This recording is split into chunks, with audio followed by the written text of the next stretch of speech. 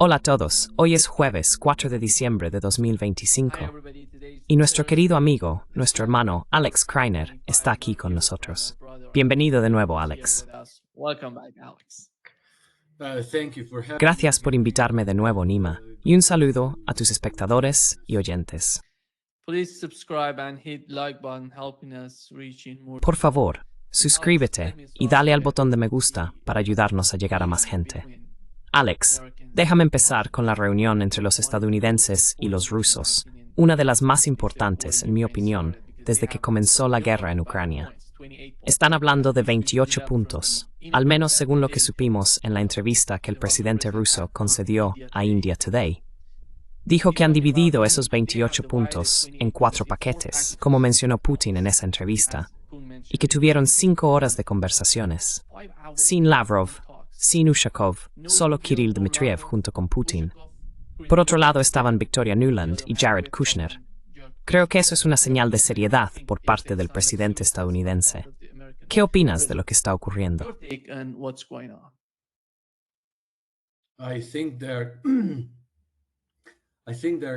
Creo que están planificando claramente el futuro del mundo. Y la presencia del ministro de Asuntos Exteriores chino, Wang Yi, el mismo día y a la misma hora, supuestamente reuniéndose con Sergei Lavrov, es sumamente significativa. Creo que indica que está surgiendo una tríada: Estados Unidos, Rusia y China, las 3 superpotencias nucleares mundiales. El hecho de que la reunión entre Vladimir Putin y Kirill Dmitriev, y esta fue creo su 5ª reunión, la 6ª, de acuerdo, su 6ª reunión duró 5 horas, lo cual creo que es una señal bastante clara de que fue muy bien. Y uno de los funcionarios rusos, no recuerdo cuál ahora, cuando se le preguntó si eso acercó más a las partes,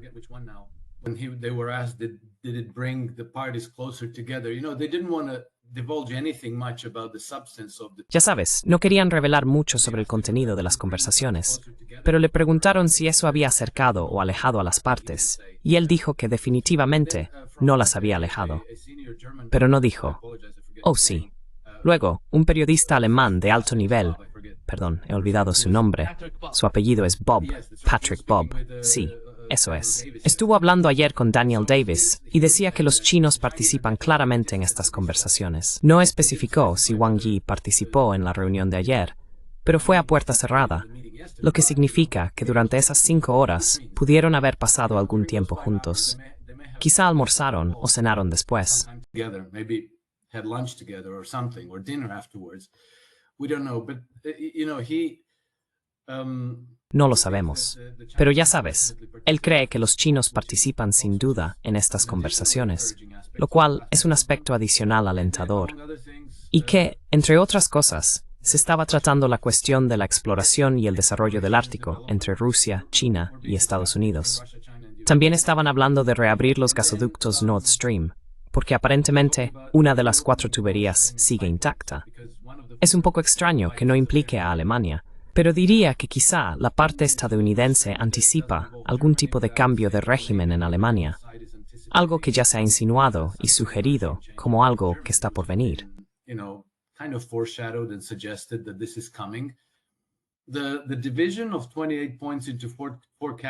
La división de los 28 puntos en 4 categorías. Esto se anunció casi en cuanto se filtraron los 28 puntos.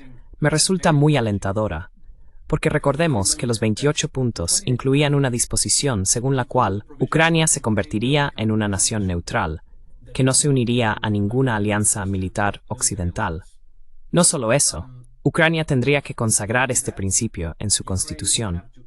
Luego, la parte rusa tendría que aprobar una ley que dijera: no iremos más allá de Ucrania, no atacaremos a ninguna otra nación occidental, lo cual es sumamente importante para callar básicamente a todos los belicistas europeos que no dejan de gritar: los rusos vienen, los rusos vienen.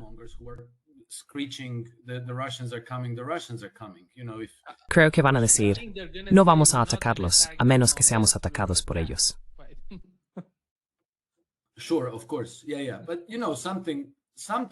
Claro, por supuesto. Sí, sí. Pero ya sabes, algo de ese tipo puede formularse de manera muy clara y explícita. La Duma rusa lo convertirá en ley. Y entonces ya sabes, los estadounidenses y los chinos podrán decir: ¿de qué estáis hablando?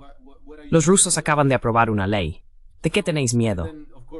Y luego, por supuesto, las poblaciones europeas también tomarán nota de este hecho, y sus líderes, que intentan empujarlas a una guerra contra Rusia, perderán no solo toda credibilidad, sino probablemente también su legitimidad, porque nadie en Europa votó por una guerra con Rusia.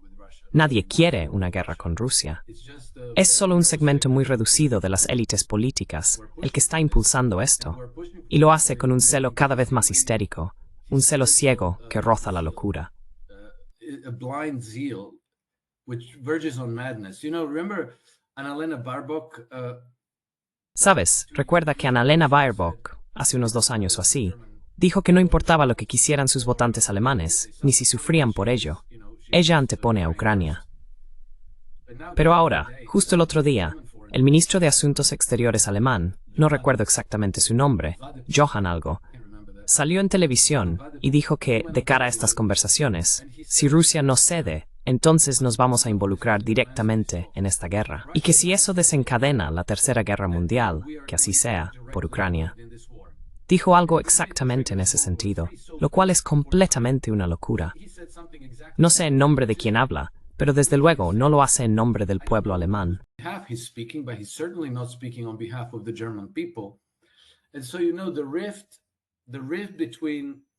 Y así, ya sabes, la brecha entre la gente, los supuestos electores de las democracias europeas y sus dirigentes enloquecidos se está haciendo cada vez más grande. Y puede que sea por esa razón que, ya sabes, los estadounidenses estén anticipando o quizá incluso fomentando una ola de cambios de régimen en Europa. Y puede que lo estén haciendo apoyando a partidos como AfD en Alemania, respaldando a Viktor Orbán, Robert Fico y demás. Todos los partidos y líderes contrarios a la guerra, mientras al mismo tiempo impulsan las investigaciones anticorrupción que ya están atrapando a peces gordos. Como esta semana, cuando la exministra europea de Asuntos Exteriores Federica Mogherini fue arrestada y sus oficinas registradas. Así que, ya sabes, esta apisonadora avanza, y quién sabe lo que podría pasar.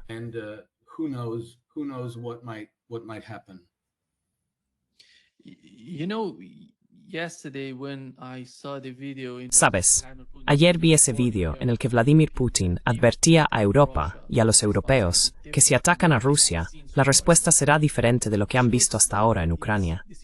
Muestra lo grave que se ha vuelto la situación entre Rusia y Europa.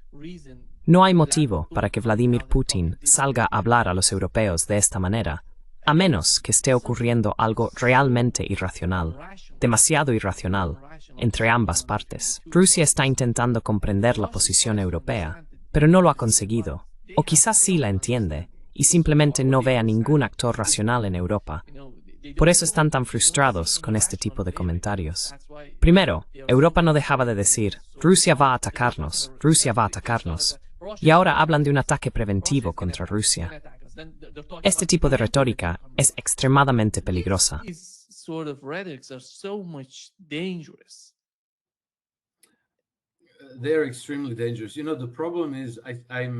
Son extremadamente peligrosos. Sabes, el problema es que estoy convencido de que Rusia entiende perfectamente bien con qué y con quién está tratando. El problema es que, en el público en general, existen ciertas opiniones públicas, ciertas ideas convencionales, y una forma determinada en que la gente percibe su mundo. Y si dices algo que se aleja demasiado de lo que piensa la persona promedio, la reacción es algo así como, Dios mío, esta gente está completamente loca. Así que tanto los líderes europeos, como los estadounidenses, los chinos y los rusos, deben tener cuidado de hablar de una manera que la gente entienda y con la que pueda identificarse.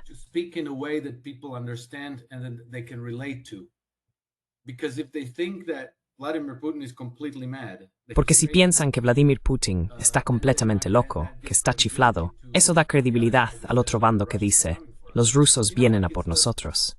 Ya sabes, es como el dicho, si vives en una casa de ciegos, no cambies los muebles de sitio, deja las cosas como están. Y por eso, ya sabes, los políticos siempre tienen que tener en cuenta la opinión pública, porque si no lo hacen, puede ser muy contraproducente. Así que, aunque Vladimir Putin sabe con qué está lidiando, solo puede llegar hasta cierto punto en sus declaraciones públicas. Pero al mismo tiempo, la forma en que se expresó esta vez estaba pensada para disuadir a los líderes europeos de hacer algo estúpido y quizá para animar a quienes le escuchan a presionar a sus dirigentes para que detengan la locura. on their leaders to stop the madness. Because Porque en su operación militar especial contra Ucrania, los rusos están adoptando una visión a largo plazo y han sido muy cuidadosos de no cometer atrocidades a gran escala. Vas a acabar matando a algunos civiles inocentes. Eso es casi inevitable. Pero han sido muy cuidadosos de no hacerlo deliberadamente ni a gran escala. Han hecho todo lo posible por evitarlo cuando es evitable. Por eso, el número de víctimas civiles en la guerra de Ucrania es sorprendentemente bajo, porque los rusos entienden que si cometes atrocidades, eso se convierte en una herida que supura en la sociedad y que siempre puede ser explotada por quienes quieran desestabilizar tu país más adelante. people who want to destabilize your country at some later time. As a Croat, I know this because, during World War II, Como croata, lo sé porque durante la Segunda Guerra Mundial, el bando croata cometió algunas atrocidades contra los serbios. Y realmente no se nos permite conocer toda la magnitud de eso. Todos los intentos de llegar al fondo del asunto y decir, vale, averigüemos cuántas víctimas hubo, siempre quedan abiertos.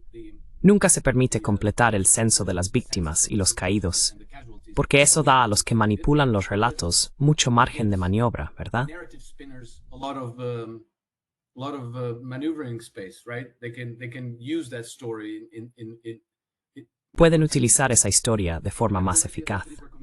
Pero aún así, se cometieron atrocidades, y hasta el día de hoy, Croacia sigue manchada por ellas. Hay muchas personas en el otro bando que temen a los croatas, que temen a un Estado croata. También hay personas en todo el mundo que sienten cierta antipatía hacia Croacia por el gobierno alineado con los nazis que tuvimos durante un tiempo en Zagreb. Estos son los principios de la historia, y la parte rusa lo reconoce. Por eso son muy cuidadosos para no cometer errores no forzados, con el fin de poder construir un futuro con Ucrania como nación amiga en las fronteras de Rusia. Pero si una nación europea ataca a Rusia, otro ataque más a Rusia desde Occidente, bueno, Rusia puede cubrirlos con Kinzhal, Oreshnik, Burevestnik y demás. Probablemente cientos de esos misiles ya estén programados con objetivos en bases militares de la OTAN, en los cuarteles generales de la OTAN, en el MEMI-6. ¿Quién sabe? Who knows? And maybe the Russians will deal very, very harshly. Y quizá los rusos traten de manera muy dura a sus enemigos en Europa, lo cual sería completamente distinto de la forma en que han estado tratando a Ucrania hasta ahora. Es una categoría de enemigo muy diferente. Así que Vladimir Putin acaba de dejarlo claro a los europeos. Si queréis atacarnos, estáis solos. Es vuestro riesgo. Y responderemos como consideremos adecuado. Los europeos no tienen defensas contra esto. Si los rusos lanzan un Kinzhal contra una base militar de la OTAN no tiene forma de evitar el impacto. Y quién sabe qué objetivos están ya programados en los misiles rusos. Probablemente lo que vimos en la guerra de 12 días entre Irán e Israel parecerá un picnic comparado con lo que Europa tendría que afrontar.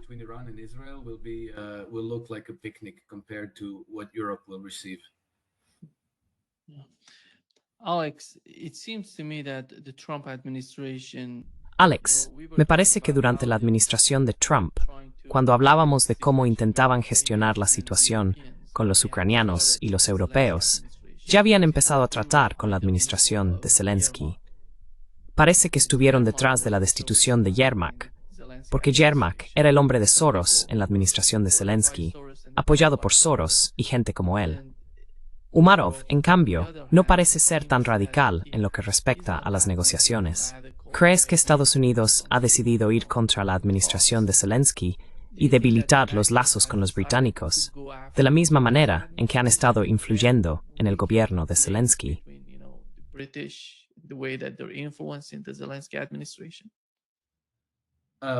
That is my impression, definitely, yes.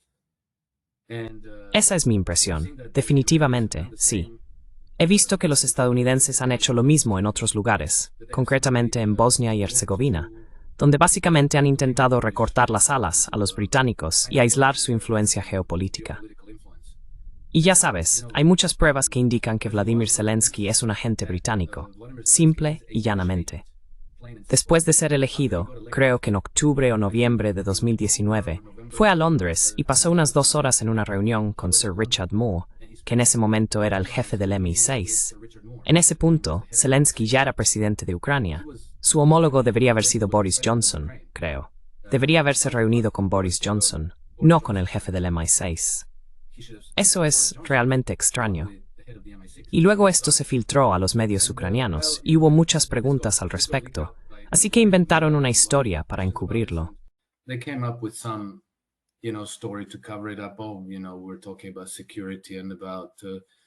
Oh, ya sabes, estamos hablando de seguridad, estabilidad, paz y todo eso, bla, bla, bla. Pero aún así, debería haberse reunido a nivel de gabinete, no a nivel del aparato de seguridad del Estado. Así que al ejercer presión sobre Zelensky y su círculo más cercano de confidentes, algunos de los cuales ni siquiera están en el gobierno, creo que la administración Trump los está empujando a cooperar. Y también creo que los están presionando para que colaboren con los esfuerzos anticorrupción. Y no solo eso, sino que personas como Yermak, Zelensky, Umerov y otros saben lo que ha estado ocurriendo a puerta cerrada en Ucrania, de dónde venía la influencia, de dónde venía el dinero, a dónde iba, cómo se blanqueaba y a través de qué canales.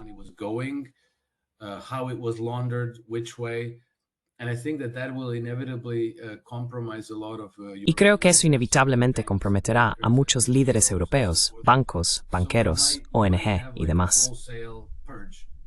Así que podríamos ver una especie de purga general de esta presencia parasitaria, que no está solo en Ucrania, sino prácticamente en todas partes, incluidos los Estados Unidos. Porque, ya sabes, hace un par de semanas descubrimos que varios multimillonarios europeos habían estado canalizando dinero hacia Estados Unidos para diversos, digamos, grupos de izquierda radical que agitaban contra la administración Trump, entre otras cosas, financiando las protestas de No Kings, ¿verdad? Y todos estos eran multimillonarios europeos. Creo que la cantidad de dinero en cuestión rondaba los 2.000 millones de euros, o 2.000 millones de dólares, que destinaron a varios grupos en Estados Unidos.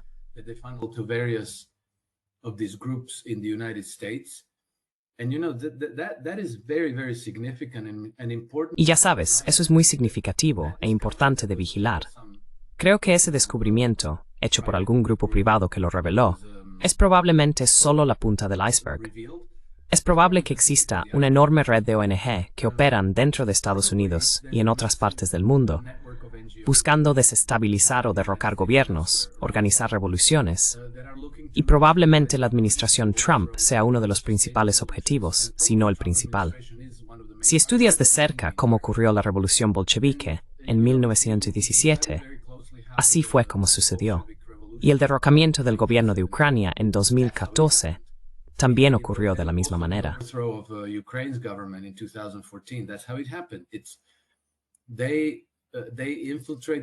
Infiltran el sistema con literalmente cientos de organizaciones no gubernamentales. Actúan a través de organizaciones benéficas, porque luego estas organizaciones benéficas dan dinero a grupos radicales, que ya sabes, disfrazan su activismo de justicia social, progresismo, promoción de las causas de las mujeres, causas LGBT y lucha contra el racismo. Dan dinero a Black Lives Matter y cosas por el estilo. Pero en última instancia, cuando el sistema está maduro para ser derrocado, estos grupos se convierten en alborotadores, manifestantes, perturbadores, terroristas, asesinos y así sucesivamente. Así que esto es muy, muy peligroso. Tiene muchos precedentes en la historia, no solo en Estados Unidos, y no hay razón para que no pudiera ocurrir aquí también.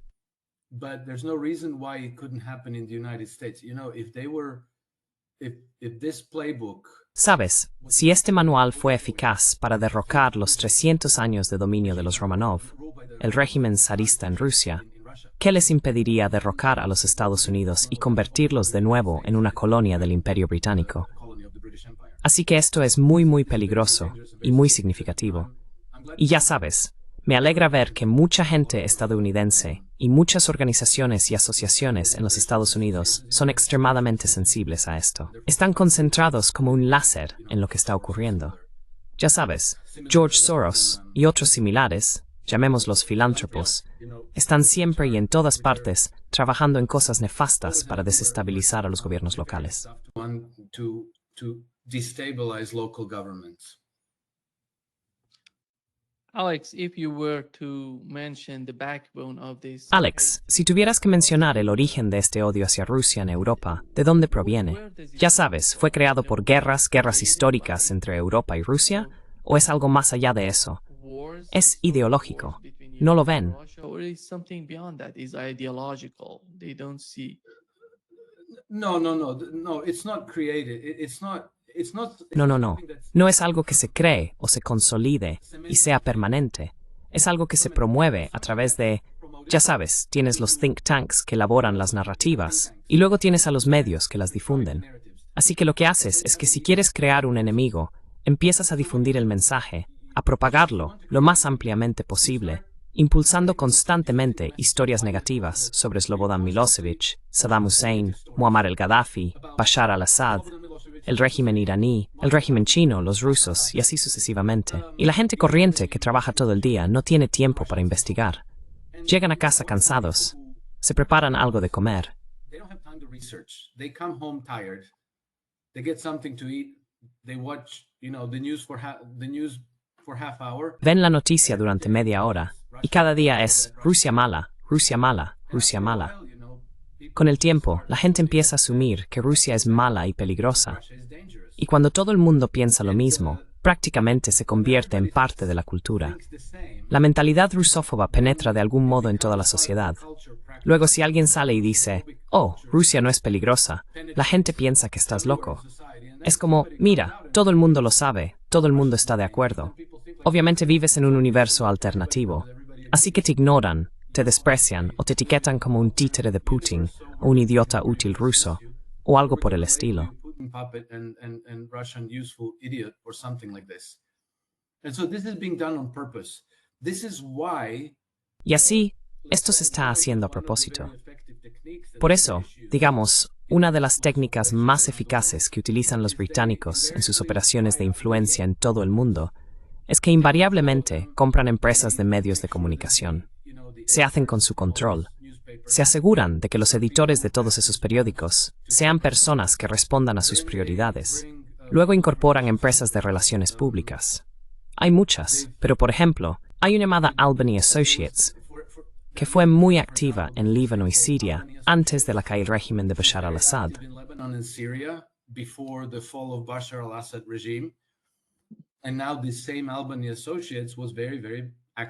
Y ahora, esa misma Albany Associates estuvo muy activa en Bosnia y Herzegovina. Ahora bien, Rusia no representa ninguna amenaza para Bosnia y Herzegovina. Pero, de algún modo, han conseguido convencer a algo así como al 60% de los bosnios de que Rusia es su mayor enemigo. Así, sin más. Esto se hace de forma perpetua, constante, sin parar. Y se puede ver claramente si uno... Siempre recuerdo haber visto un discurso de ese personaje mediático ruso-estadounidense. ¿Cómo se llamaba? Lo tengo en la punta de la lengua. Vladimir Posner, ¿verdad? Vladimir Posner dio una conferencia en la Universidad de Yale y está en YouTube en algún sitio. Yale University, and it's on YouTube somewhere. And then towards the end, during the Q&A session, y luego, hacia el final, durante la sesión de preguntas y respuestas, contó al público cómo, tras el golpe de Estado en Ucrania, un par de años después, pagó a un equipo de investigadores para que revisaran todos los ejemplares de The New York Times durante 3 años, de 1915 a 1917, y encontraran todas las noticias que mencionaran a Rusia, para ver cuántas de ellas lo hacían en un contexto positivo. Encontraron exactamente 0 noticias que mencionaran a Rusia de forma positiva.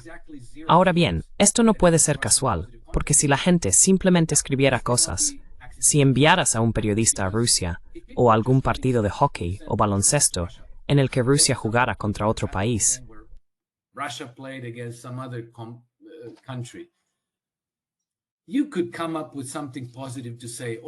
podrías decir algo positivo. O fuiste a un ballet del Teatro Bolshoi, ¿verdad? Tienen, ya sabes, actuaciones completamente de nivel mundial. Obviamente tendrías algo positivo que decir. O si fuiste a Moscú y dijiste algo como, vaya, esta ciudad es increíble, hermosa, limpia, próspera, superbamente bien organizada, la comida es excelente y el servicio es magnífico, que es lo que todo el mundo dice cuando vuelve de Moscú, ¿verdad? En cambio, el 100% de las historias son negativas, y esto es deliberado. La razón es crear una cultura rusófoba, para que cuando digas los rusos vienen, la gente te crea. The Russians are coming, people believe you. And when, your top general says, Y cuando tu máximo general dice, tendrás que sacrificar a tus hijos porque vamos a la guerra contra Rusia, la gente responde, bueno, será mejor que sacrifique a mis hijos porque Rusia es mala, y los rusos vienen, y si queremos defender nuestra gran patria, tengo que sacrificar a mis hijos. Por eso se hace. No es algo espontáneo, ni tampoco algo fijo. Está siendo ideado, financiado e introducido en la cultura local, hecho deliberadamente para crear consentimiento para la guerra. in order to create consent for war. Alex, this week we had the discussions, Alex, esta semana hemos tenido debates con diferentes expertos e invitados aquí en el podcast sobre si Rusia era capaz de intervenir en Ucrania en 2014. Parte de las críticas proviene de la pregunta de por qué Rusia tardó tanto en intervenir, después de todo lo que ocurrió, el golpe de Estado, la reconstrucción del ejército ucraniano, 700.000 soldados entrenados por la OTAN y la preparación para esta guerra devastadora durante 4 años en Ucrania. También hablábamos de la situación en Rusia antes de que Vladimir Putin llegara al poder en el año 2000.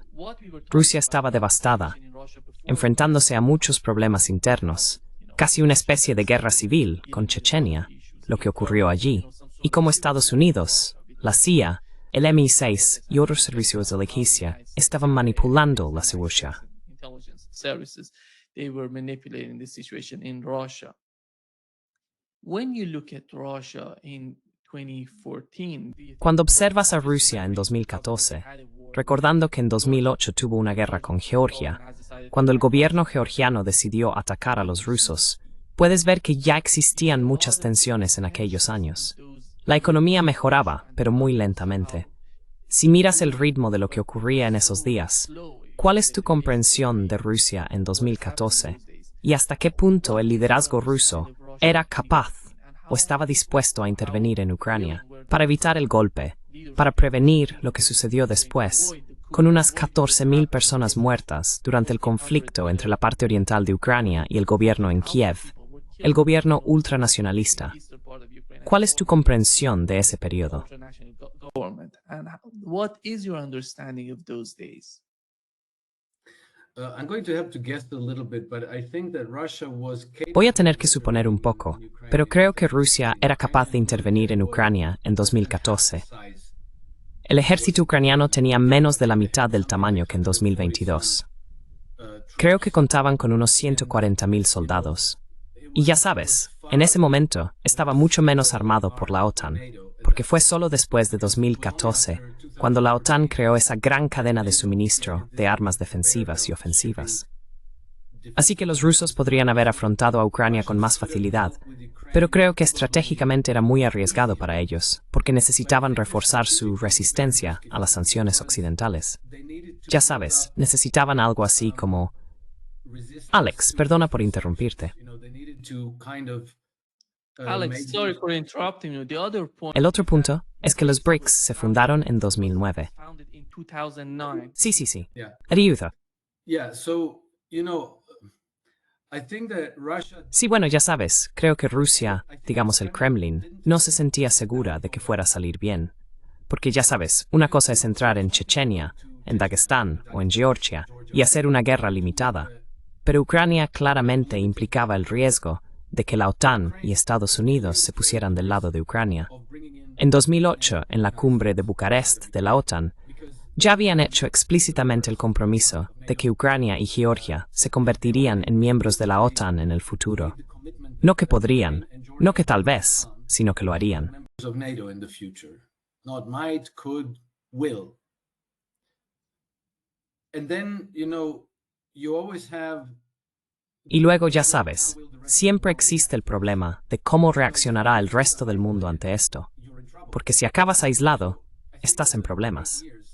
Así que creo que los 8 años que siguieron a 2014 le dieron a Rusia el tiempo que necesitaba para fortalecer sus relaciones con India, China y otras naciones del sur global. También se estaban llevando a cabo preparativos militares. Los misiles hipersónicos se anunciaron por primera vez, creo, en 2016, pero no estaban operativos en 2014. Y también existía la comprensión de que se impondrían sanciones occidentales, de que Rusia seguía siendo vulnerable a ser excluida del sistema SWIFT.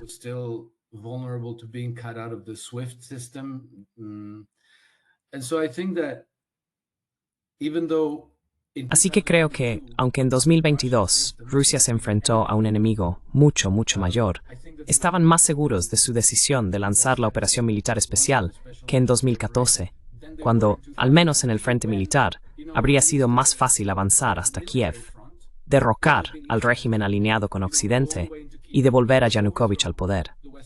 Eso habría sido más fácil. Pero entonces, ya sabes, todos los demás elementos estratégicos, las alianzas, la reacción del resto del mundo, el posible aislamiento de Rusia, las sanciones, el sistema SWIFT, todas esas cosas podrían haber sido muy debilitantes para Rusia. Así que creo que esa es la diferencia.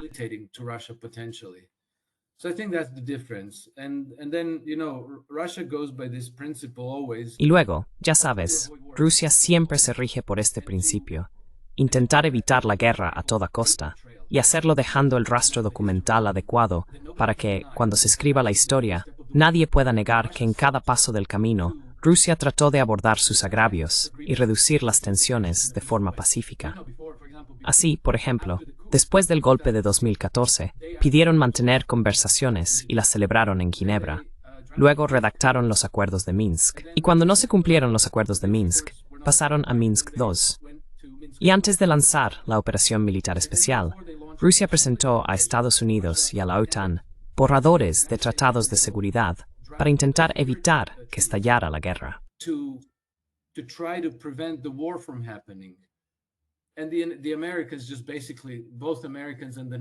Y los estadounidenses, básicamente, tanto los estadounidenses como la OTAN, simplemente los ignoraron.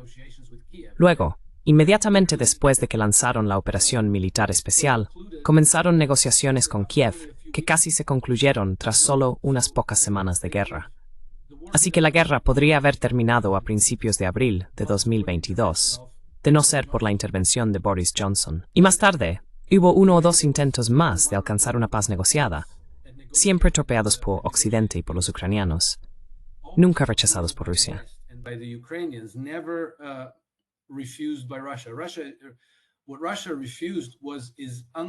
Lo que Rusia rechazó fue un alto el fuego incondicional, que los ucranianos querían sin otro motivo que reagruparse, rearmarse y reconstruir su ejército para volver a la guerra con mayor fuerza. Y luego, ya sabes, los propagandistas occidentales usaron esto para decir: mira, los rusos no quieren la paz. Pero fueron los ucranianos quienes no querían la paz. Querían continuar la guerra, solo tomarse un respiro para traer más armas, aumentar el número de tropas y afianzarse más en sus posiciones defensivas. Ese no es un camino hacia la paz, es un camino hacia la reanudación de la guerra. Así que eso fue lo que los rusos rechazaron, no la paz. Nunca.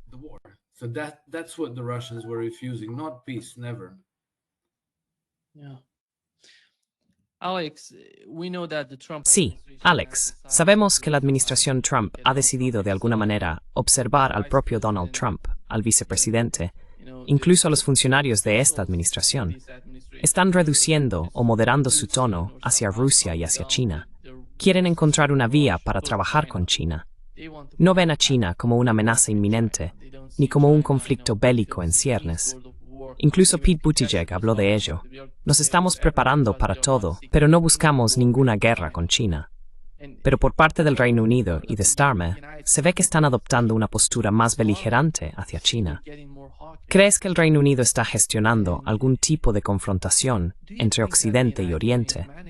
Porque al fin y al cabo, esto fue lo que dijo Keir Starmer en su reciente intervención.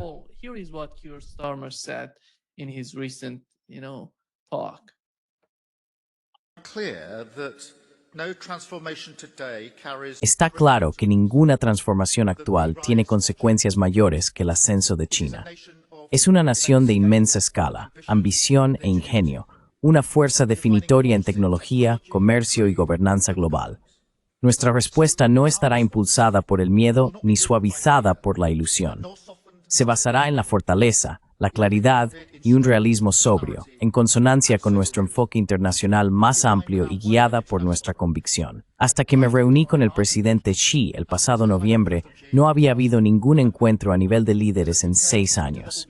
Estoy hablando de la segunda economía más grande del mundo, una nación que representa más de una cuarta parte de la I+D mundial y que lidera en algunas tecnologías críticas que son clave.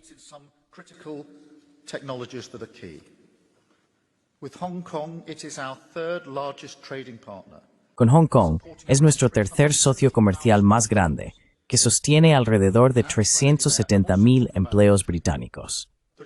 Y mi señora alcaldesa, también hablo de un país que proyecta su poder. Un miembro permanente del Consejo de Seguridad de la ONU y una de las fuerzas militares más poderosas del mundo, que aumenta rápidamente su arsenal nuclear. Y sí, un país que representa verdaderas amenazas para la seguridad nacional del Reino Unido, dicho de forma sencilla. En estos tiempos peligrosos, volátiles y competitivos, servimos a Gran Bretaña actuando con propósito y orgullo, no retrocediendo. En estos tiempos servimos a Gran Bretaña siendo firmes en el escenario mundial, no abandonándolo. Mi señora alcaldesa, en estos tiempos el internacionalismo es patriotismo.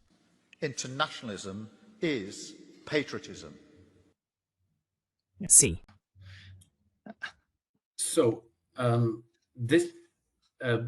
Así que esto, por su aspecto, ya sabes, con el frac blanco y ese fondo de madera, es casi con toda seguridad el discurso pronunciado en Mansion House, en la City de Londres.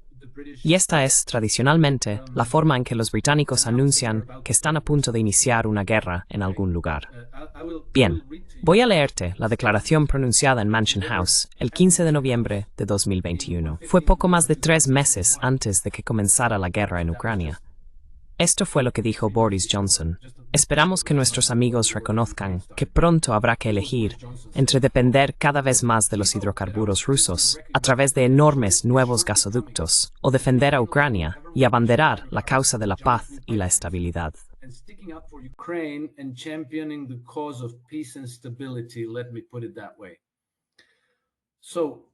Permíteme decirlo así, misma escena, misma ocasión, 3 años antes, otro primer ministro, pero pronunciando un discurso que suena un poco como, ya sabes, somos una gran nación, tenemos que relacionarnos con el mundo, y todas esas frases hechas fáciles de digerir.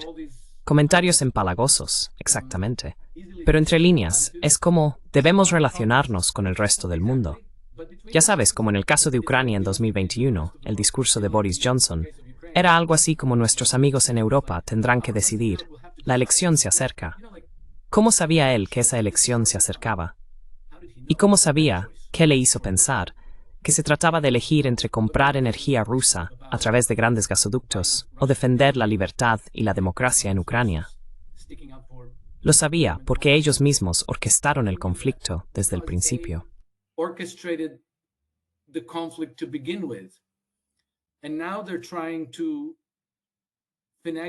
Y ahora están intentando urdir de algún modo un conflicto contra China. Al mismo tiempo, vemos que la administración Trump está intentando trabajar con China de manera cooperativa. Como dije, Patrick Bob comentaba que China, Rusia y Estados Unidos están hablando sobre el desarrollo conjunto del Ártico. Eso es cooperación positiva, constructiva y amistosa.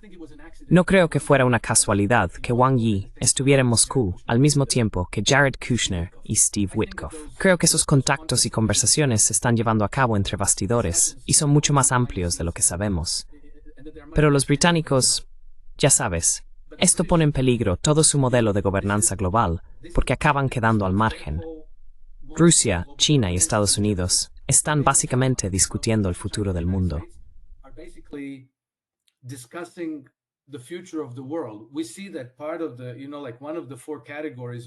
Vemos que una de las 4 categorías en estas conversaciones de paz no se refiere solo a la paz en Ucrania, sino básicamente a una arquitectura de seguridad completamente nueva para Ucrania y para todo el continente europeo. Y ya sabes, eso no es lo que quieren los británicos.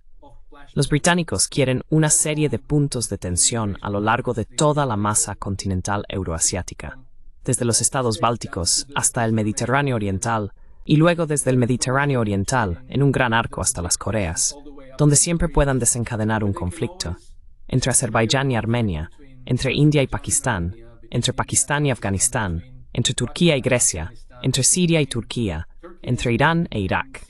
Esto es lo que quieren. Quieren una arquitectura de inseguridad global. This is what they want. They want a global insecurity architecture.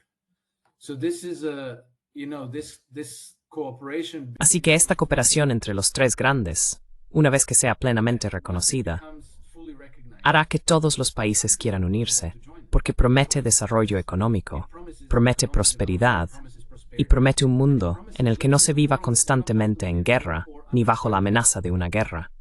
Y no se trata solo de que te veas obligado a malgastar tus fuerzas armadas o sacrificar a tus soldados. También acabas destruyendo tu economía y recurriendo a las instituciones financieras occidentales para pedir préstamos, de modo que siempre estás endeudado hasta el cuello. Así que, en realidad, es una elección para vivir en un mundo mejor. Y creo que hay una gran esperanza de que mediante la cooperación entre Rusia, China y Estados Unidos, ese mundo mejor no solo sea posible, sino probable. Becomes not only possible, but it becomes likely. And I understand that a lot of people now are, Y entiendo que mucha gente ahora tiene dudas muy serias sobre Trump y su administración. but I think we have to Pero creo que debemos reconocer que Trump lleva en el poder ni siquiera 11 meses. Esta es una nueva administración. Las estructuras de gobernanza estadounidenses han sido infiltradas y cooptadas durante décadas, e incluso se hicieron preparativos bajo la administración de Biden para, ya sabes, blindar contra Trump ciertos proyectos e iniciativas prioritarias, de modo que le resulte muy difícil recortarlos o detenerlos en seco. Pero podemos hacernos una idea de hacia dónde va todo esto por la forma en que los chinos y los rusos reaccionan ante Trump. Ya sabes, si Vladimir Putin se sienta con él durante 5 horas, significa que tenían mucho de qué hablar. hours. That means that they had a lot to talk about. And then let's remember Kirill Dmitriev in the aftermath of Y luego recordemos que Kirill Dmitriev, tras la cumbre de Alaska, dijo que Trump y Vladimir Putin impedirían que tuviera lugar la Tercera Guerra Mundial. También afirmó que no hay... Bueno, en abril, Dmitriev apareció en Fox News y dijo explícitamente que no había duda de que Trump y su equipo habían evitado que estallara la Tercera Guerra Mundial.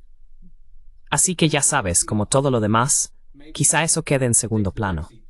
La Tercera Guerra Mundial debería ser, para todos, la máxima prioridad, porque es lo peor que podría suceder, y evitarla podría ser lo más importante en lo que centrarse. Hasta ahora todo bien. so far so good. Creo que si estuviéramos bajo una administración de Biden o Kamala Harris, el mundo podría verse hoy muy diferente. Harris administration, the world might look very different today. I think one thing that can destroy all of these Creo que una concepts cosa que podría destruir todos estos conceptos de los que estamos hablando es el caso de Venezuela. Si Estados Unidos decide hacer algo estúpido, en mi opinión, en Venezuela, eso cambiaría las cosas de forma drástica, porque ya hemos visto a China condenar lo que Estados Unidos está haciendo allí.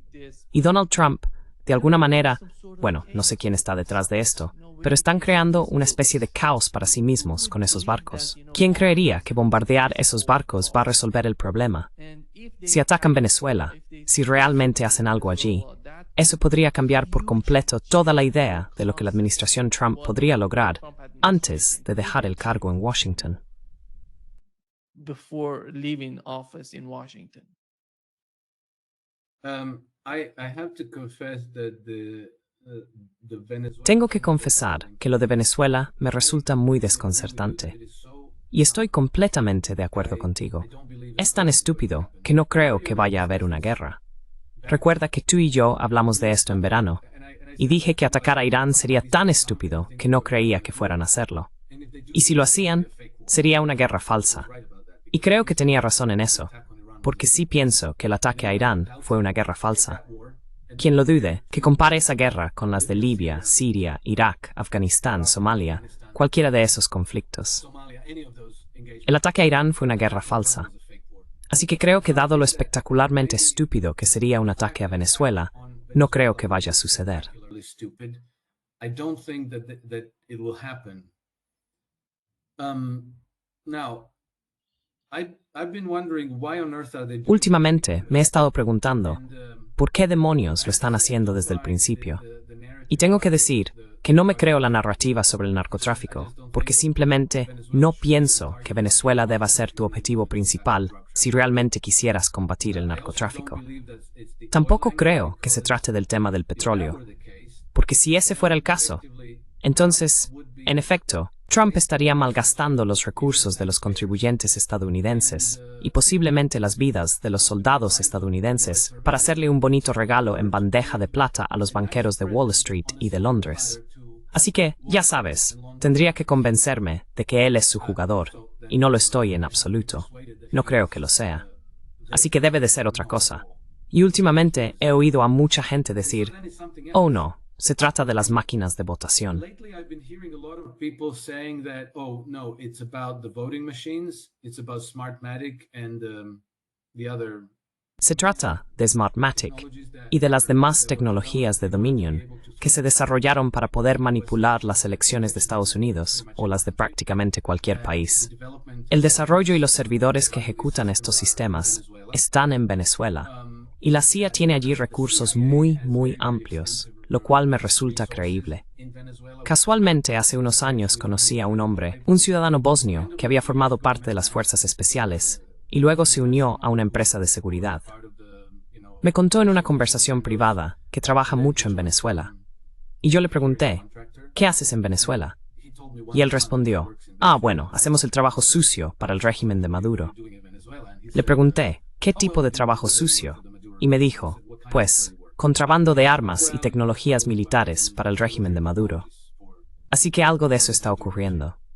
Y sabes, la primera persona que me alertó sobre esto fue mi amigo Tom Luongo, pero luego lo escuché también de otros. Tom Luongo. But then I heard it from others, I heard it from, Mike Benz has been on top of it. Sabes, lo oí de, bueno, ya sabes, Mike Benz ha estado muy pendiente de eso. Howard Kunstler escribió recientemente un artículo sobre el tema, Susan Kokinda y otros también, así que viene de distintos lados. Y me da la impresión de que quizá Trump no esté buscando un cambio de régimen en Venezuela, tanto como decirle a Maduro, ahora vas a trabajar para mí, y quiero las pruebas. Porque si es cierto que Venezuela ha estado cooperando con la CIA, que recuerda, cuando empezó la guerra en 2022 en Ucrania, la administración Biden fue a Caracas. Enviaron una delegación allí porque pensaron que iban a necesitar petróleo. Y luego acabaron negociando algo que no sabemos qué es. And then they ended up negotiating something that we don't know what it is. These negotiations were secret and it was not disclosed. Estas negociaciones fueron secretas y no se reveló lo que se discutió. O al menos solo se hizo público algo relacionado con el petróleo, pero no los demás aspectos. Luego, la administración Biden levantó parcialmente las sanciones a Venezuela.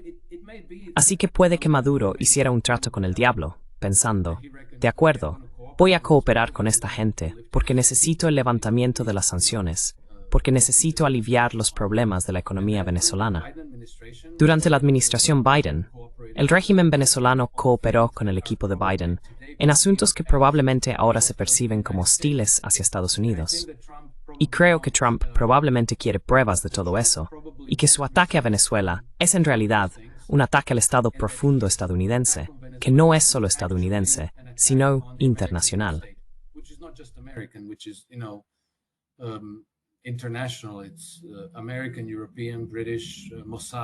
Es estadounidense, europea, británica, del Mossad y así sucesivamente. No lo sé, estoy suponiendo. No me creo lo del narcotráfico. No me creo lo del petróleo. Y coincido en que atacar a Venezuela sería tan espectacularmente estúpido que incluso si todo saliera perfectamente bien, eso no es lo que el pueblo estadounidense votó. No es lo que están pidiendo. Así que, aunque Trump pudiera montar una foto de misión cumplida en un portaaviones Gerald Ford, la gente podría sentirse con razón traicionada. Y todo el asunto, ya sabes, de cara a las elecciones de mitad de mandato del próximo año, no tiene sentido. Así que creo que lo vamos a descubrir. Pero recordemos que el ataque a Venezuela comenzó en la primera mitad de septiembre, así que lleva casi 3 meses en marcha y no ha habido ningún ataque. Creo que está ocurriendo otra cosa. And there's been no attack. Something else is going on, I believe. Exactly. I really Exactamente. feel the same way. Siento lo mismo, Alex, y me alegra mucho que lo hayas mencionado. Mentioned that. Muchas gracias, Alex, por acompañarnos hoy. Ha sido un gran placer. Great pleasure. Great So- pleasure for me, Nima. Warm greetings from Monaco. Un gran placer para mí, Nima. Un cordial saludo desde Mónaco para todos y hasta la próxima semana. Sí, inshallah. Adiós, cuídate.